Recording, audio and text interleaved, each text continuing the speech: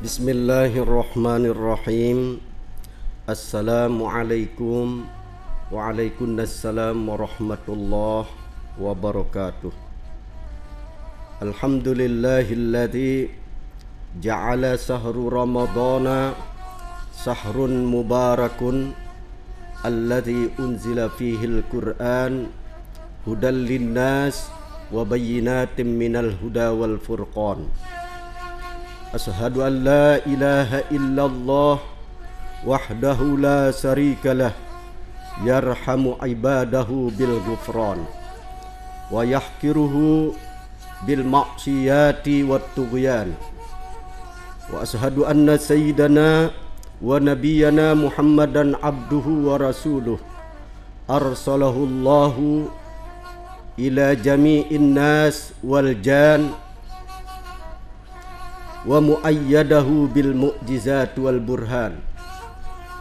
Allahumma salli wa sallim ala sayyidina Muhammadin zawil ilmi wal irfan wa ala alihi wa ashabihi wa man tabi'a hudahum ila yaumi liqa'illahi ta'ala bidukhulil jinani, amma ba'du.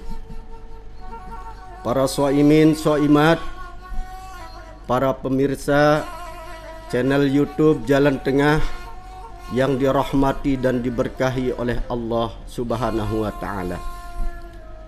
Dalam pertemuan kita kali ini dalam topik bahasan sejarah penulisan Al-Qur'anul Karim. Sejarah dalam bahasa Arab disebut dengan tarikh atau sirah. Sedangkan dalam kamus besar bahasa Indonesia, sejarah bisa berarti silsilah. Sejarah bisa berarti asal usul. Sejarah bisa berarti kejadian-kejadian. Sejarah bisa berarti peristiwa-peristiwa yang benar-benar terjadi pada masa yang silam.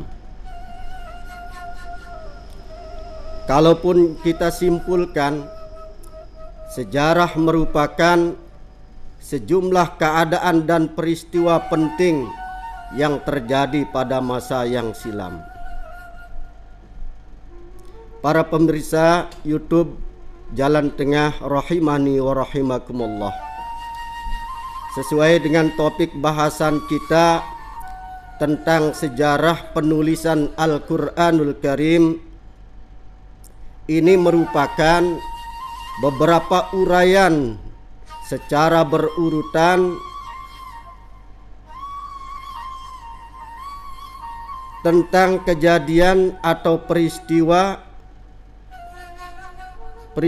pada masa yang silam terkait dengan pengumpulan dan penulisan Mushaf Al-Qur'anul Karim. Dan sebelum kita lanjut tentang sejarah penulisan Al-Qur'anul Karim, ada baiknya kita perlu mengetahui apa definisi dari Al-Qur'anul Karim. Al-Qur'an secara bahasa adalah kata masdar dari kata qara'a yaqra'u qira'atan au Qur'anan, yang bermakna bacaan atau suatu bacaan atau suatu bacaan yang sempurna. Sedangkan menurut istilah Al-Qur'an kalamullah al-munazzalu ala Muhammadin sallallahu alaihi wasallam biwasitati ruhul amin Jibril alaihi salam al-manqulu ilaihi bitawatir al-muta'abbadu bitilawatihi, yaitu firman Allah yang diturunkan terhadap baginda Nabi kita Nabi besar Muhammad sallallahu alaihi wasallam dengan pelantara malaikat Ruhul Amin Jibril alaihissalam yang dibawa dengan secara berangsur-angsur di mana bernilai ibadah bagi siapapun yang membacanya. Kalau kita melihat riwayat dari Ibnu Abbas yang dikutip oleh As-Suyuti dalam kitab Al-Itqan fi Ulumil Quran, menjelaskan bahwasanya Al-Quran itu diturunkan dalam 3 tahapan, sebagaimana dikuatkan dalam surat Al-Isra ayat 56 yang berbunyi, yaitu di potongan akhir, yaitu ayat 106 dari surat Al-Isra, wa nazzalnahu tanzila. Allah turunkan Al-Quran itu dengan beberapa kali turunan atau tahapan. Kemudian dikuatkan juga di dalam surat Al-Insan ayat 23 yang berbunyi, inna nahnu nazzalna 'alaikal qur'ana tanzila. Sungguh kami telah turunkan Al-Quran itu dengan beberapa kali turunan atau tahapan. Maka di dalam kitab Al-Itqan fi Ulumil Quran, Al-Quran itu diturunkan dalam 3 tahapan. Tahapan yang pertama, Al-Quran diturunkan secara sekaligus langsung dari sisi Allah ke Lauhil Mahfuz. Lauhil Mahfuz yaitu suatu tempat yang merupakan catatan tentang segala ketentuan dan kepastian Allah Subhanahu wa ta'ala. Kemudian tahapan yang kedua, Al-Quran diturunkan dari Lauhil Mahfuz ke Baitul Izzah dengan sekaligus dari sisi Allah Subhanahu wa ta'ala, di mana Baitul Izzah adalah tempat yang berada di langit dunia. Kemudian tahapan yang ketiga, Al-Quran diturunkan oleh Allah dari Baitul Izzah ke dalam hati Nabi kita Muhammad sallallahu alaihi wasallam dengan jalan berangsur-angsur, atau yang dalam bahasa Arab disebut al-manqulu bit tawatir. Yaitu sebagian riwayat menyebutkan Al-Quran itu diturunkan dalam tempo waktu yaitu 23 tahun. Secara rincinya yaitu 22 tahun, 2 bulan, 22 hari. Adapun dari hikmah Allah turunkan Al-Quran itu secara berangsur-angsur, sebagaimana penjelasannya di dalam kitab At-Tibyan fi Adabi Hamalatil Quran, karya dari Imam An-Nawawi, menjelaskan bahwa hikmah Allah turunkan Al-Quran itu dengan secara berangsur-angsur terdapat ada 5 hikmah. Yang pertama, untuk mengukuhkan dan menguatkan hati kita, hati Nabi kita, Nabi besar Muhammad sallallahu alaihi wasallam, yang sebagaimana penjelasannya di dalam surat Al-Furqan ayat 32, yaitu Bismillahirrahmanirrahim, lau nazzala alaihil qur'ana jumlatan wahidatan kadzalika linusabbita bihi fuadak. Andai saja Al-Quran itu diturunkan dalam sekaligus, dengan secara sekaligus, itu adalah linusabbita bihi fuadak, untuk menguatkan dan mengukuhkan hatimu hai Muhammad, sehingga Al-Quran itu diturunkan secara berangsur-angsur. Kemudian hikmah yang kedua, supaya Al-Quran yang diturunkan oleh Allah Subhanahu wa ta'ala untuk mudah dihafal dan dipahami semua makna-maknanya. Kemudian hikmah yang ketiga, Allah turunkan Al-Quran itu berangsur-angsur adalah Al-Quran itu diturunkan sesuai dengan peristiwa dan kondisi umat Nabi kita Nabi Muhammad sallallahu alaihi wasallam, sehingga di dalam memutuskan suatu hukum dan segala permasalahan yang terjadi pada umatnya Nabi Muhammad sallallahu alaihi wasallam. Kemudian hikmah yang keempat, adalah untuk memperkuat bukti serta keyakinan kita bahwa Al-Quran itu benar-benar diturunkan dari sisi Allah Subhanahu wa ta'ala. Sebagaimana dalam surat Al-Imran ayat 3 menjelaskan, Bismillahirrahmanirrahim, Nazzala alaikal kitaba bil haqq musaddiqan lima baina yadayh. Kemudian hikmah yang kelima, yang terakhir, yang disebutkan dalam kitab At-Tibyan fi Hamlatil Quran, untuk menantang orang-orang yang kafir yang mengingkari akan kebenaran Al-Quranul Karim. Sebagaimana dalam Al-Quranul Karim, dalam surat Al-Baqarah, Allah Subhanahu wa ta'ala berfirman, wa in kuntum fi raibim mimma nazzalna ala abdina fa'tu bisuratin mim mislih wada'u suhada'akum min dunillah in kuntum shadiqin. Para pemirsa channel YouTube Jalan Tengah yang dirahmati dan diberkahi oleh Allah Subhanahu wa ta'ala, bahwasanya proses dari penulisan Al-Quranul Karim ini adalah berada pada 3 periode, di mana 3 periode ini diantaranya adalah pada periode yaitu masa Nabi kita Nabi Muhammad Sallallahu Alaihi Wasallam. Ini adalah periode yang pertama. Kemudian periode yang kedua yaitu pada periode Khalifah Sayyidina Abu Bakar As-Siddiq radhiyallahu anhu.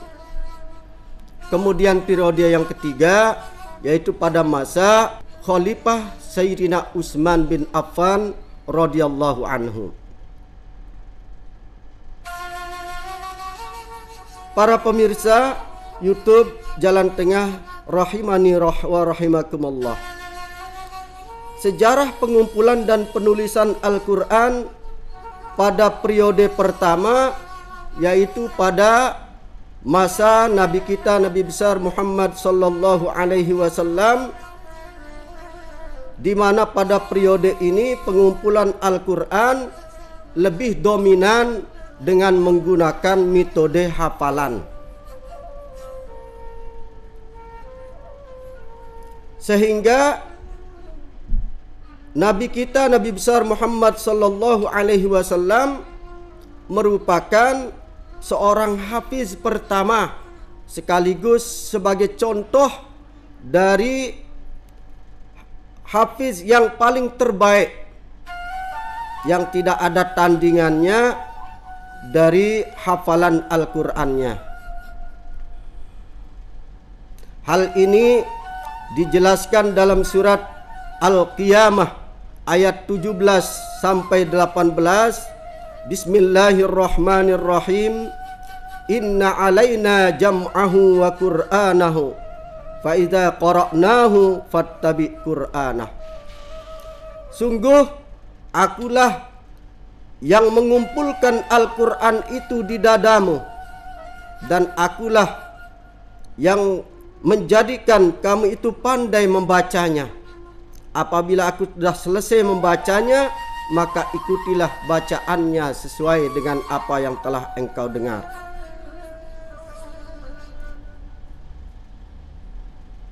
Melihat dari uraian yaitu firman Allah tadi, sangat pantas bahwasanya Al-Quran itu dikumpulkan dengan menggunakan metode hafalan. Bahkan salah satu keistimewaan dari kuat dan daya hafalnya yang kuat itu menunjukkan bahwasanya itu adalah Al-Quran itu langsung yaitu dikumpulkan di dada Nabi kita Nabi besar Muhammad Sallallahu Alaihi Wasallam. Kemudian melihat dari sejarah turunnya Al-Quran ini pun, dari masyarakatnya tempat diturunkan Al-Quran ini adalah masyarakat yang ummi, Sehingga di dalam Al-Quran surat Al-Jumu'ah ayat 2 menjelaskan, huwallazi ba'asa fil ummiyina rasula minhum yatlu alaihim wa yuzakkihim wa yu'allimumul kitaba wal hikmah. Dialah yang telah mengutus, yaitu Nabi kita, Nabi besar Muhammad sallallahu alaihi wasallam, yaitu ke dalam masyarakat yang ummi, yaitu langsung ia membacakannya, kemudian mengajarkan mereka tentang ilmu, tentang kitab dan ilmu hikmah. Salah satu dari keistimewaan dari masyarakat yang ummi pada saat itu adalah dia memiliki daya hafalan atau kekuatan hafalan yang sangat kuat sekali dan sangat cepat sekali, sehingga mereka terbiasa menghafal walaupun dalam kondisi yang sangat banyak sekali, cukup banyak sekali. Sehingga pantas tidak mengherankan para sahabat-sahabat yang hafal Al-Quranul Karim pada saat itu, sehingga yang paling termasyhur ada 7 sahabat yang hafal Al-Quranul Karim. Di antaranya adalah Abdullah bin Mas'ud, Salim bin Maqqal, kemudian Muaz bin Jabal, Zaid bin Sabit, Ubay bin Ka'ab, Abu Zaid bin Sakan, kemudian yang terakhir yaitu Abu Darda. Kemudian sebagiannya lagi dari kalangan para sahabat Nabi, selain menghafal, dia juga menulisnya dengan sarana seadanya. Di antara sahabat yang termasyhur sebagai juri tulis wahyu ilahi yang diturunkan pada Nabi besar Muhammad sallallahu alaihi wasallam, yaitu Zaid bin Sabit, kemudian Ali bin Abi Thalib, kemudian Ubay bin Ka'ab, kemudian yang terakhir yaitu Muawiyah bin Abi Sufyan. Dengan menulis pada sarana seadanya, yaitu dengan menggunakan pelapah kurma, kemudian menulisnya pada potongan-potongan kulit binatang, di tulang-tulang, yaitu tulang belikatnya onta, dan di permukaan batu cadas yang halus yang berwarna putih. Sehingga kalau kita simpulkan, sejarah pengumpulan serta penulisan Al-Quran pada periode ini adalah dengan menggunakan 2 metode, yaitu metode hafalan dan yang kedua metode menulis, yang disebutkan dalam istilah bahasa Arab al-jam'u fis sudur wal jam'u fis sudur. Al-jam'u fis sudur yaitu dengan metode hafalan, kemudian al-jam'u fis sudur dengan menggunakan metode yaitu tulisan. Para pemirsa channel YouTube Jalan Tengah rahimani wa rahimakumullah.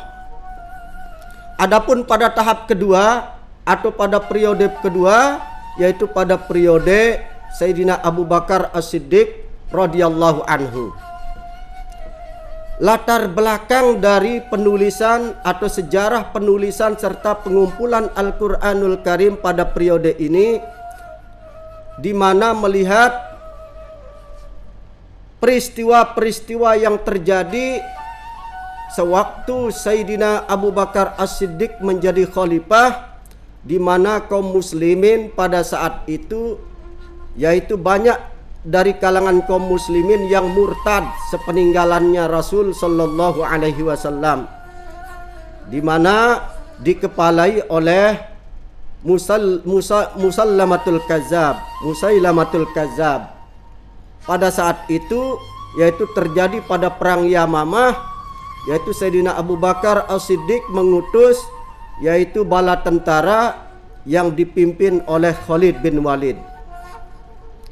Pada perang Yamamah inilah para syuhada banyak yang gugur dari kalangan para al-qurra, sehingga dalam suatu riwayat dijelaskan al-qurra yang meninggal atau yang gugur menjadi seorang syahid pada saat itu adalah sebanyak 70 al-qurra, yaitu sahabat yang hafal Al-Quranul Karim yang terbunuh pada perang Yamamah. Melihat hal itulah Sayyidina Umar bin Khattab setelah usainya perang Yamamah bergegas menemui Sayyidina Abu Bakar As-Siddiq. Kemudian Sayyidina Abu Bakar As-Siddiq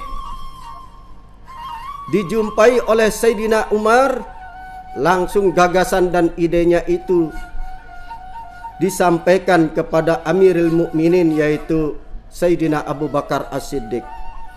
Wahai Amirul Mukminin, sudilah kiranya engkau untuk mengumpulkan Al-Quranul Karim. Tidakkah Tuhan itu khawatir dan takut Al-Quran itu akan musnah dari muka bumi ini? Mendengar ide dan gagasan Sayyidina Umar bin Khattab, Sayyidina Abu Bakar menjawab, hazihi bid'atun lam taf'al bi Rasulillah sallallahu alaihi wasallam. Hai Umar, ini merupakan adalah tidak pernah hal yang baru yang tidak pernah diperbuat oleh Rasulullah sallallahu alaihi wasallam. Aku takut akan dosa, hai Umar, sehingga ide dan gagasanmu itu tidak berani untuk aku lakukan.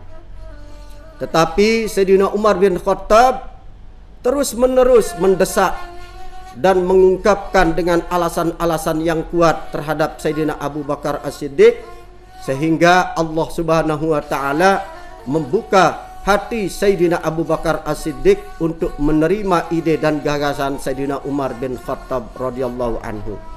Kemudian Khalifah Abu Bakar As-Siddiq memanggil Zaid bin Sabit. Kemudian tidak lama kemudian Zaid bin Sabit datang menghampiri Sayyidina Abu Bakar, yang di sampingnya terdapat Sayyidina Umar bin Khattab. Kemudian Sayyidina Abu Bakar berkata, hai Zaid, engkau adalah seorang pemuda, kemudian berakal yang cemerlang, yang pernah dulunya engkau sebagai juru tulis wahyu yang diturunkan oleh Allah terhadap Muhammad sallallahu alaihi wasallam.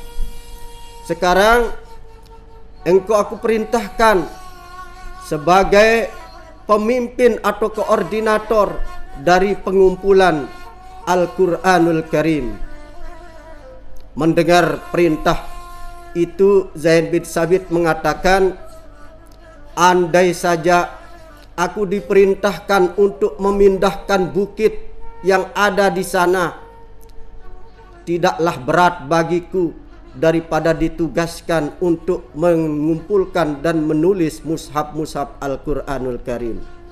Kemudian dia mengatakan hal yang sama yang dikatakan oleh Sayyidina Abu Bakar As-Siddiq, haza bid'atun lam taf'al bi Rasulillah sallallahu alaihi wasallam. Ini adalah suatu hal yang baru yang tidak pernah dilakukan pada zaman Rasulullah sallallahu alaihi wasallam.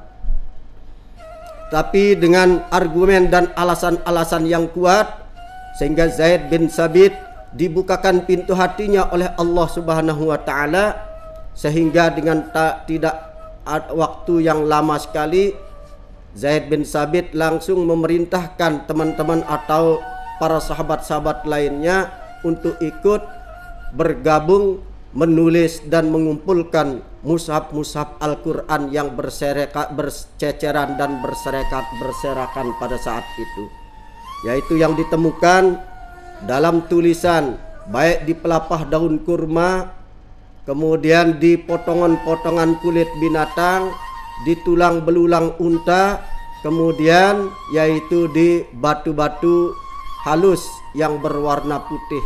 Di sanalah ia temukan mushaf-mushaf Al-Quran itu ditulis, kemudian dilengkapi pula dengan hafalan-hafalan para sahabat pada saat itu, sehingga terkumpullah Al-Quran itu.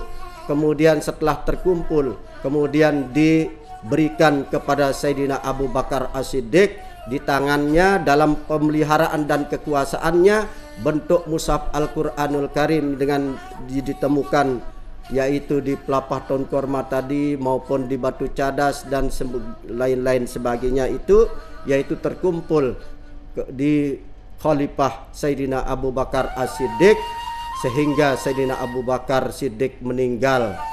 Kemudian setelah meninggalnya Sayyidina Abu Bakar As-Siddiq kemudian digantikan, yaitu ketika Sayyidina Umar bin Khattab diangkat menjadi Amirul Mukminin, yaitu menjadi seorang khalifah kedua, berpindahlah mushaf yang ada pada Sayyidina Abu Bakar, yaitu berada di tangan dan pemeliharaan Sayyidina Umar bin Khattab radhiyallahu anhu, sampai Sayyidina Umar bin Khattab meninggal, kemudian beralih yaitu di bawah tangan dari putrinya yang bernama Hafsah, yaitu sekaligus sebagai istri Rasulullah sallallahu alaihi wasallam. Kemudian tahap atau periode yang ketiga,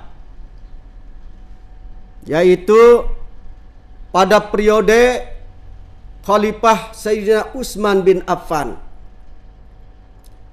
Pada pemerintah Khalifah Sayyidina Utsman bin Affan, sejarah yang melatar belakangi pengumpulan serta penulisan Al-Quranul Karim adalah berbagai ragam atau berbagai macam qiraat atau lahjah atau dialek dari qiraat bacaan Al-Quranul Karim, sehingga dengan terlalu banyaknya qiraat ini, masing-masing dari para sahabat dengan berbagai suku dan daerahnya dengan menggunakan lahjah yang berbeda-beda, sehingga bisa menimbulkan perselisihan di antara kaum muslimin sendiri. Hampir-hampir terjadi saling mengkafirkan pada saat itu. Melihat hal itu, Sayyidina Utsman bin Affan berani mengambil sebuah kebijakan untuk menulis mushaf Al-Quran standar atau dengan menggunakan yaitu standar yang sudah baku, yang ada mushaf Al-Quran di tangan Sayyidatina Hafsah, yaitu istri Rasulullah sallallahu alaihi wasallam. Kemudian dalam riwayat Al-Qattan fi Ulumil Quran menjelaskan Sayyidina Utsman yaitu mengumpulkan para sahabat, kemudian menyampaikan idenya untuk menyalin mushaf standar yang ada yaitu di bawah tangan Sayyidatina Hafsah untuk disalin ke mushaf yang dalam istilah sampai sekarang kita sebut dengan Rasmu Utsmaniyah, yaitu tulisan atau khatul Utsmaniyah. Itu yang kita temui sampai saat sekarang ini, bahkan ila yaumil qiyamah. Setelah mushaf itu jadi dalam satu mushaf standar, adapun mushaf-mushaf yang lain yang masih berbeda dengan mushaf standar yang ditulis dengan Rasm Utsmaniyah ini, maka diperintahkan oleh Sayyidina Utsman untuk memusnahkannya, atau dalam hal ini disuruh dia membakarnya. Sehingga pada mushaf yang ditulis tersebut pada zaman Utsmaniyah ini ada 7 mushaf, yang mana 7 mushaf ini dikirim, yaitu pertama yaitu satu mushaf dikirim ke Mekah, kemudian satu mushafnya lagi dikirim ke Sam, kemudian satu mushaf lagi dikirim ke Yaman, kemudian satu mushafnya lagi dikirim ke Bahrain, kemudian satu mushafnya dikirim ke Basrah, dan satu laginya dikirim ke Kufah, dan satu yang ditinggal di Madinah. Itulah yang disebut dengan Mushaf Al-Imam. Para pemirsa YouTube Jalan Tengah rahimani rahimakumullah, mungkin hanya ini yang dapat kami sampaikan tentang sekelumit dari sejarah pengumpulan dan penulisan mushaf Al-Quranul Karim. Semoga bisa menjadi pedoman kita untuk lebih kita gemar untuk kita membaca Al-Quranul Karim, yang mana membaca Al-Quranul Karim ini berarti kita langsung berdialog dengan Allah Subhanahu wa Ta'ala, di mana satu huruf yang kita baca ini akan mendapatkan nilai ibadah 10 kebaikan. Al-muta'abbadu bitilawati, yaitu akan bernilai ibadah bagi siapapun yang membacanya. Amin amin ya rabbal alamin. Taqabbalallahu minna wa minkum, taqabbal ya karim. Allahumma rabbana taqabbal minna salatana wa siyamana wa qiyamana wa ruku'ana wa sujudana wa ta'abbudana wa takassu'ana wa tadarru'ana wa tammim taqsirana ya Allah ya ilahal alamin. Rabbana atina fid dunya hasanah wa fil akhirati hasanah wa qina adzabannar. Allahumma innaka afuwun karim tuhibbul afwa fa'fu anna ya karim. Allahumma inna nas'aluka ridhaka wal jannah wa na'udzubika min sakhatika wan nar. Walhamdulillahi rabbil alamin. Hadanallah wa iyyakum ila sabilil falah wal muwaffiq ila aqwamit thariq. Assalamu alaikum warahmatullahi wabarakatuh.